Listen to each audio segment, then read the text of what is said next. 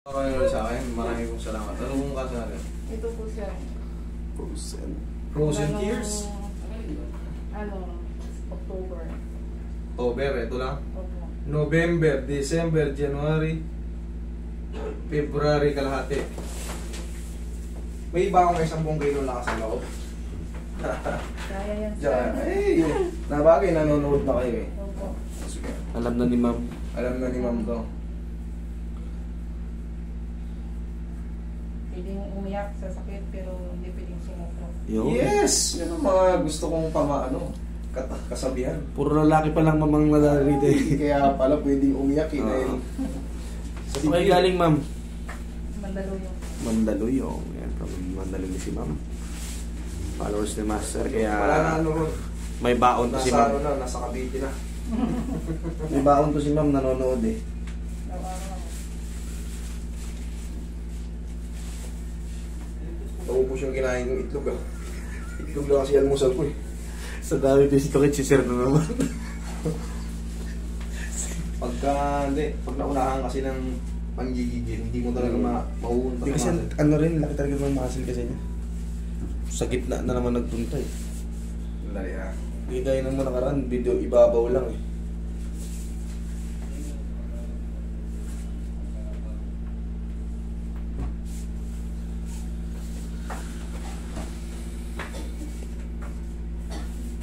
Ano muna natin to? Palambutin muna natin to. Medyo, ano to eh, severe na naman eh. Magpapaano din ako ng buong. Oh! Yung sabi ng isang pasyente mo, tune up. Tune up Si tatay. Mm. Si tatay yan, yung client natin. Tune up lang daw siya. Eh, yung kinap yung kurot eh. Pa-tune up. Ikakatiin natin, palambutin ko lang muna yun. Para mamaya, pagka yung final ano na, ito hindi pa to gano'ng maangat. Pero yung sakit nito mawawala. Napapanood nyo naman to, di ba? Opo. Severe kasi itong sa'yo eh. Adhesive capsulitis to. Kailangan yung mga muscle at tendon dito makabalik muna sa stretch.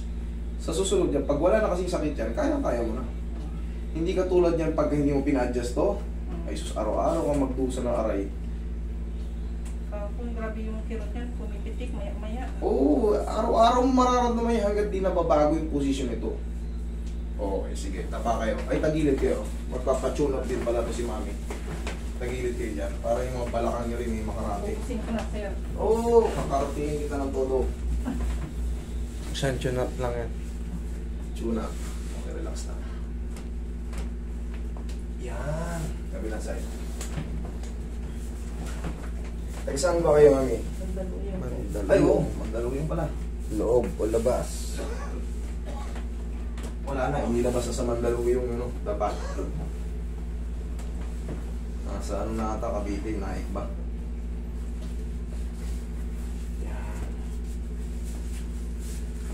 Relax na. Okay.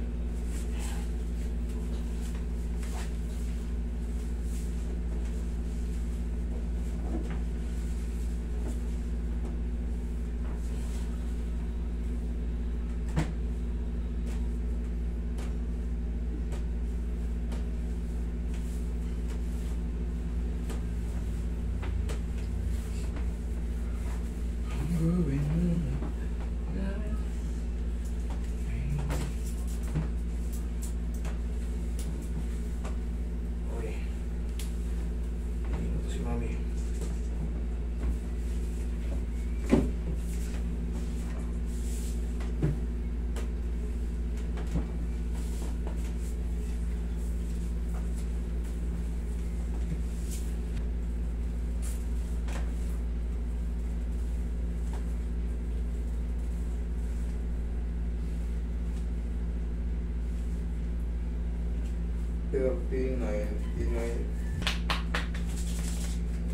Yeah. Okay, relax lang. Inhale. Exhale.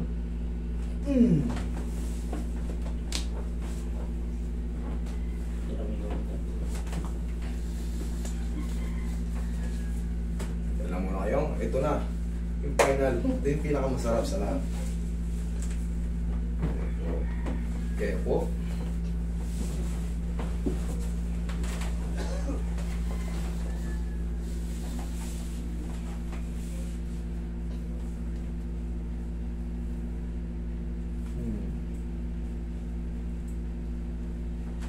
Yan. Oh. Sigaw!